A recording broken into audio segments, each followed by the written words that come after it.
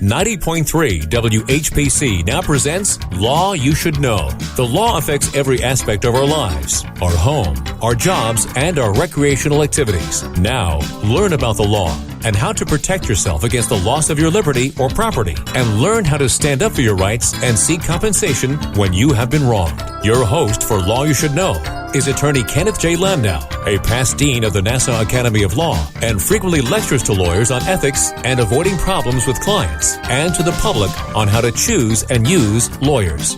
This is Law You Should Know on the voice of Nassau Community College, 90.3 WHPC. Hi, this is Ken Landau, and welcome to Law You Should Know. Today's special show is to help attorneys and others out there who may be returning to the workplace after a break, whether it was because of COVID or for other family responsibilities. And our guest, Linley K. Baker, is an actuary and a member of the Society of Actuaries, and she's experienced taking a break and returning to the job market, and she has plenty of tips to offer employees and also employers. Linley, welcome to Law You Should Know. Thank you, Kenny. It's good to be here. Now, tell us about your own return to work, and then we'll go into the many reasons why recruiting or accepting someone who's returning to the workplace can be helpful to an employer, and how employees who've been out of work can take that journey. Thank you. I was a young actuary, and then I also got married young. And so when I was 29, I decided that I wanted to raise my kids full time. I first quit work when I had 2 kids, but eventually had 6 and raised them myself. And when I only had 1 left at home, I wanted to go back to the job I loved. So I started applying for jobs, and I had a doctoral level job, which is what I'm qualified for. And nobody would hire me. They wanted recent experience. So I tried like a master's level job, and that didn't work. And I tried just a newly college grad job, and that still didn't work. And I was pretty frustrated because I thought, well, how can I get recent experience if no one will hire me? And I realized that employers think of people who aren't working as damaged in some way, but I've learned that it's not necessarily that. I mean, it can be, but perhaps they've done something purposeful, like raising a family or doing a nonprofit, or there are many things people could do besides their profession. And then they're ready to come back, and they have perhaps even more to offer than had they continued working all the time on a full-time basis. And before you explain some of the reasons why employers and how they can find good people returning to work, how did you finally jump that gap and get back into working as an actuary? This was in 2011, and so it was shortly after the 2008 financial crisis. And MetLife Insurance had bought a division of AIG, which was Alico, which is American Life Insurance Company. And this was all of their foreign operations. And they were looking for actuaries and other professionals who were trilingual to help them deal with all their business in Europe and Asia and in the United States. So I happen to have lived in Japan, China, and France for a total of 9 years and certified in Japanese and French. So because there were so few other people that were working full-time all the time, they didn't have time to learn a couple other languages. And I had those languages. Then they were interested in talking to me. And then in the interview, I was able to explain how I had tried to keep current when I wasn't working because I always wanted to come back. And they took that evidence of showing that I was dedicated to my profession, even though I wasn't working full time, as overcoming the view that perhaps I was damaged because I wasn't currently working. Were you out of touch or didn't keep in touch with your field? No, not at all. I volunteered with the Society of Actuaries in their education committee and their examination committee, and that helped me keep up with changes in laws and practices during the time that I was out. I also taught part-time at a couple universities, one in China, one in the U.S., and that helped me keep up with the nitty-gritty of actuarial calculations. And so the only thing that I was really missing was day-to-day work, which also changed because software changed, calculators changed, people don't use those anymore, you just use your computer. Those are things I had to catch up on, but I didn't have to catch up on everything, and I think that was really key to being able to come back. And aside from keeping in touch with your skills, is it also helpful if someone keeps in touch with people, perhaps their old coworkers, their old bosses, their old company, to the extent they can, so that they can let these people know and network with these people if and when they want to return to the workplace? Yes, that is very important. In fact, I always counsel people that are college students to keep a professor in their contacts throughout their life, because you never know when you might need a new recommendation, or they could update you on new research in your field, and then you can maybe help them with what's happening in the work world. So it's similarly, if you can keep up with colleagues. When I was applying for a job, my volunteer position was actually pretty high in the Society of Actuaries. I was a leaders of committees, and that was a vetted position. And that gave me some credibility when I was applying for a job. So even if you're doing something else, if you maintain your professional affiliations, if you help run programs, if you are in a position of some visibility, so you keep that professional credential current, that will also assist in returning to the job market later on. Definitely. I think it doesn't really matter exactly what you do to keep current, but you need to do something to show that you didn't just leave the law behind when you 10 years ago, and now you're bored and you want something to do and now you want to come back. That's not going to look good. But if you kept something up, that will help. And if there's new software, new developments, new aspects of your field, can you try to take some courses, especially online, just to keep abreast of those? Yes. Taking a class or teaching a class can definitely also help you stay current.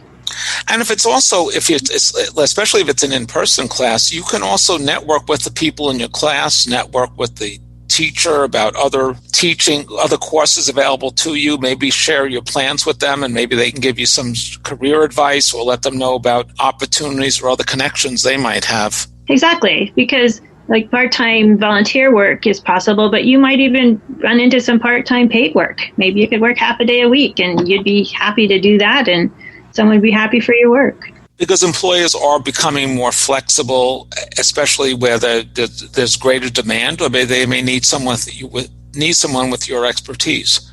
Correct. And what about the managerial experience? How can you transfer your managerial experience from a family or household or other things you're doing away from the workforce into skills that will be valuable in the workplace?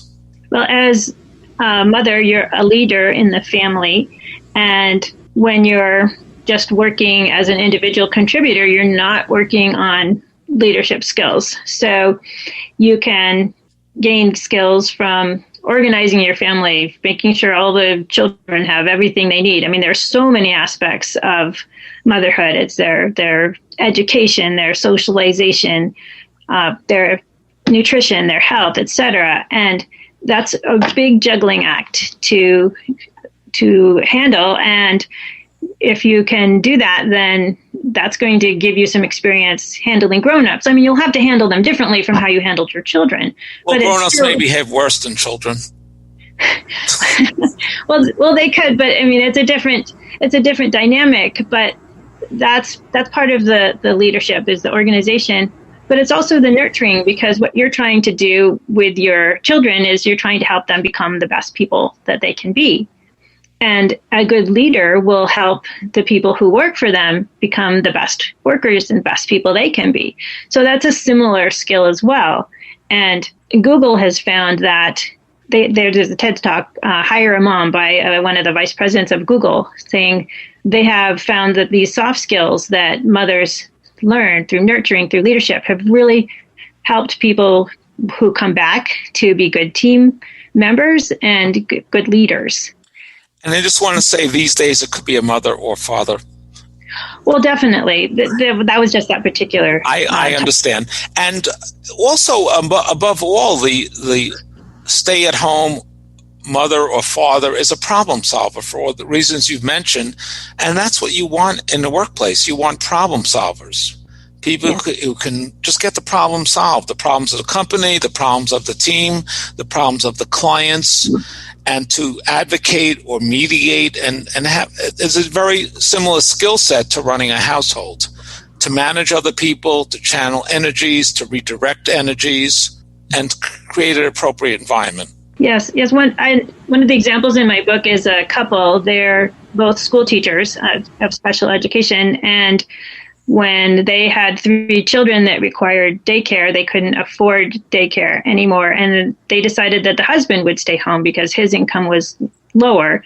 And that worked for them. And then 10 years later, he went back part-time. But I like that example because it was the husband and wife looking at the situation together, problem solving, trying to figure out how can we make this work? How can we be effective parents? How can we afford our family?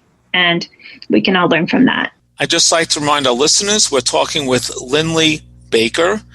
She's telling us about how people can return to work and why employers should hire those people after a break from the workforce. And as you've heard, many reasons why the person who may have stayed at home to raise a family or for some other reason has all those marketable skills and picked up new skills along the way that can be very valuable to a new employer. Is that worker, the mom or the dad or someone else who's returning to work, going to have pent-up enthusiasm as opposed to possible burnout from someone who never left the workforce? I think so. I met someone at MetLife who had graduated from my same university and was just a couple years older than I was. And he was a good worker, but he was just kind of in the routine. And I was just excited to be there. And that's something that can help employers because they benefit from that enthusiasm, from the eagerness to be there. I was hired as an individual contributor in February, and then in September, they promoted me to manager. And it's not from what I learned and did during those 7 months. It was those leadership skills, organizational skills that I had learned when I wasn't working that led to that promotion. And of course, when you were not working, in addition to leading your family, you may have led other activities in the community, in the school system, in other aspects of because you were home with your family.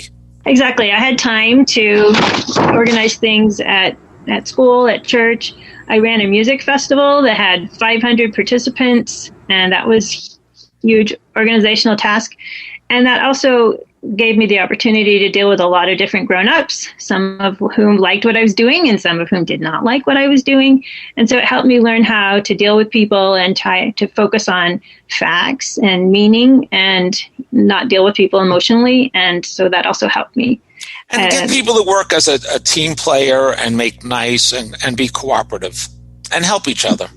Exactly. And you also, from a lawyer perspective, you may have an incredible network out there that maybe you can help market the law firm to all these people you met along the way and all the groups that you've worked with in the community, depending on the nature of the services that law firm provides. Right. You've had a chance to meet a lot more people than people that are working full time. And demonstrate your expertise at leading those activities, at being a good leader. And as you mentioned before, your leadership experience from the family may translate well into your leadership experience in the law firm or other organization. Right. What are some other soft skills? There are many soft skills that you learn and grow with as a stay-at-home parent. What are some other soft skills and habits that might come out of the experience? Well, one of them is structure and clarity. Mothers have been creating, or stay-at-home parents have been creating structure in their family every day, trying to make everything happen and trying to help their children understand why they're doing this or that, or how to do it. And so that's a good skill. Another is dependability. I mean, you're on task 24/7. You are allowed to sleep on that job occasionally, but the buck stops here. And so you've learned how to make sure things happen. And And meaning's the whole reason that someone's prioritized their children. They know how to dedicate themselves to a cause, and they're trying to impact the world positively. So they can do that through their family or through their work. Another is empowerment. Good parents teach their children how to make decisions, how to be responsible, and don't just do things for them. And so does a good leader. And as you mentioned earlier, as a stay-at-home parent, you were the manager of the family, the manager of the household. You had to get things done. You had to supervise. You had to negotiate. You had to get things done and make it all work. Yeah, and you have to be flexible because you don't know what any day is going to bring. So you have to be observant and see if a child is sick or whatever their current needs are, and then figure out how to take care of them, and then still do all the basic things that you do every day, like the meals and the laundry. And it's a big juggling act, and that's also helpful.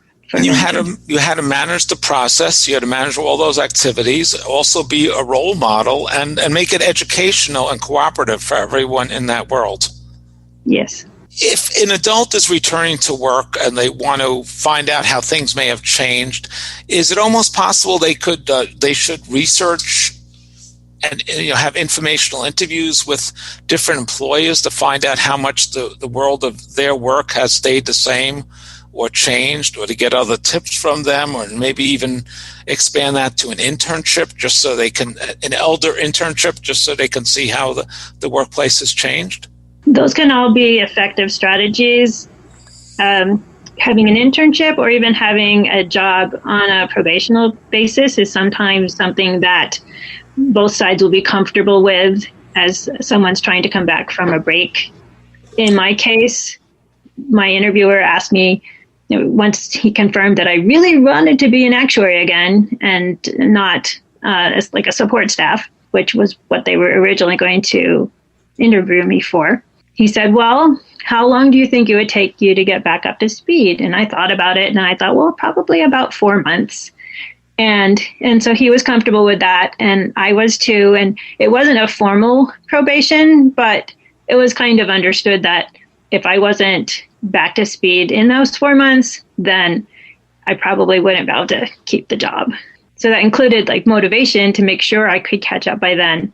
If you want to know about what's happening, you can read, law journals or law news. I don't know what your magazines are, but that's something that's good to just keep up with if you're thinking of going back in 10 or 20 years, not just right when it's time to go back. But it is something to focus on as you're preparing to go back, because if there's a big change in the law and your interviewer asks you about it and you have no idea about it, then that might not look good.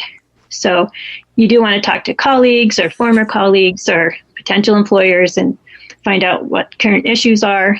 You could also see like which are the hot spots for hirees. Maybe one area of the law is full and another area needs employees, and you could try to get into that niche where they have a greater need. And these days, many bar association continuing legal education programs are online, and you could probably convince a bar association to let you tune into those for free if you can afford them. And that would bring your skills up to date.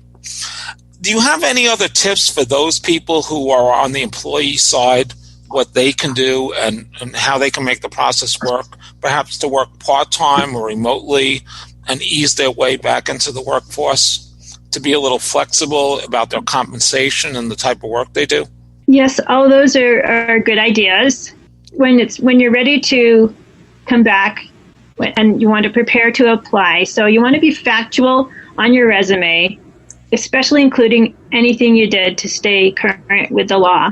Maybe you volunteered to help seniors, you took classes, read law journals, and don't apologize for your break.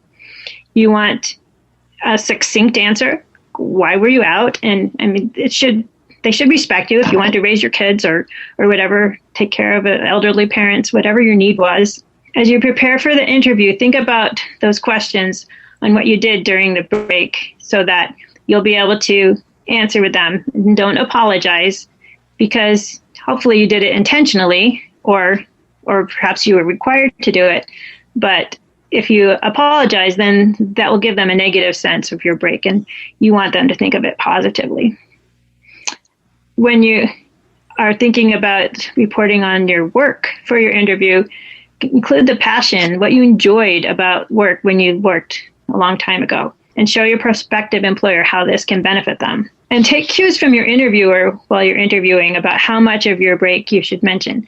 In an ideal world, the leadership and other skills, soft skills you've gained in your break should be openly talked about and praised. But some people don't consider that valuable yet.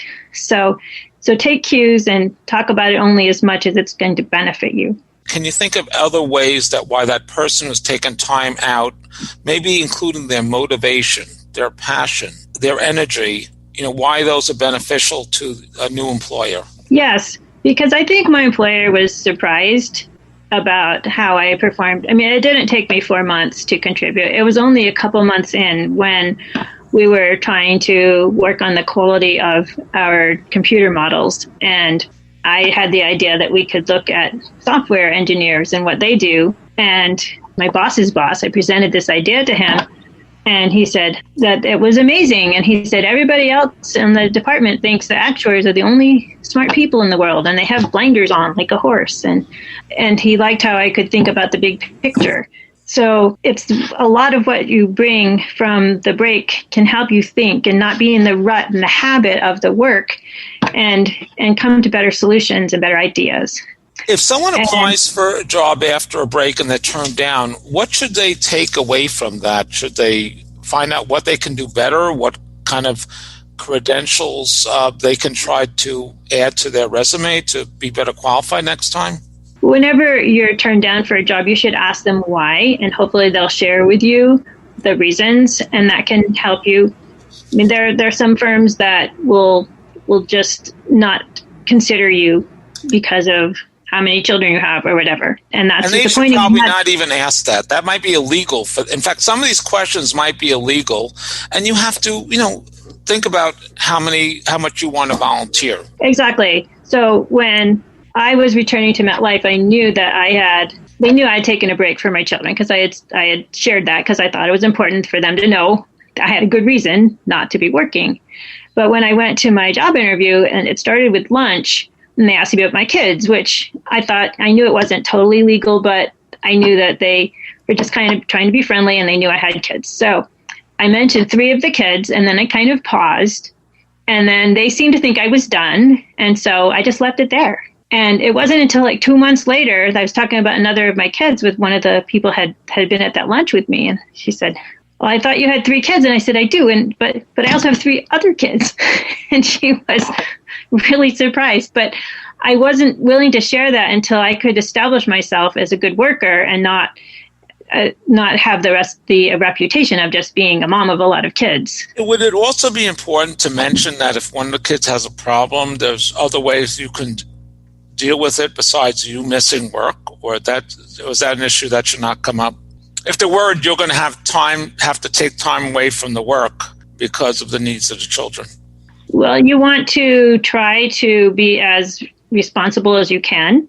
So you want to have a backup plan. I mean, the people that show up at work, if it's not a remote work situation, or if it's remote, if you're there on time, I mean, they're the people that are dependable, that can be relied on.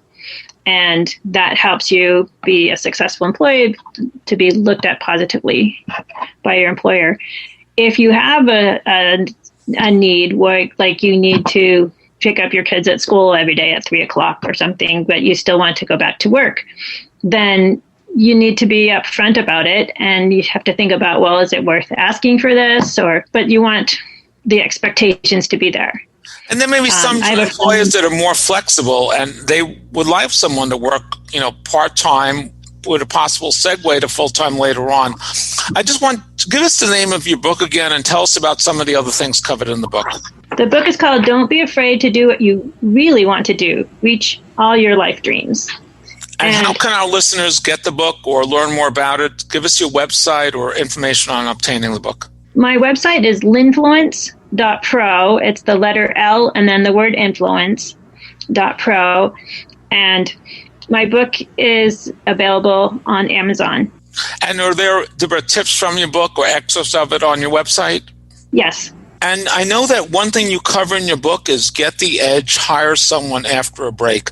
Who is that chapter directed at, and how can employees trying to find a job use those ideas to educate their potential employer? The advantages are that they're more available now. Maybe their kids are older, so they don't need to get home every day immediately. So they can work late if they need to, or if they want to. Maybe they have, as I explained from my example, they have ideas outside of that one firm because they've experienced more of life. They know how to deal with people. They know how to organize things. So whatever those soft skills that you've gained, you've gotten confidence in, you should be able to tell your prospective employer or your new employer, hey, I can do this. This is something that is going to benefit you. And you're not burnt out. You're full of energy. You're ready to go out and do your best for that employer.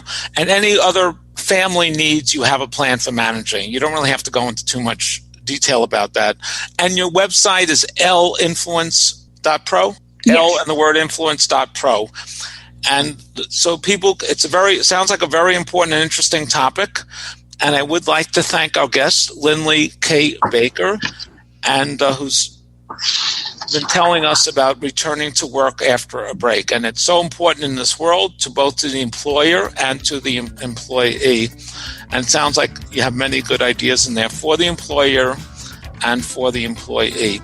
If you missed any part of this program or you want to tell someone else about it, just go to the podcast at nccradio.org. And please join us next week at this same time on 90.3 FM WHPC Radio in Garden City, New York, for another program on Law You Should Know.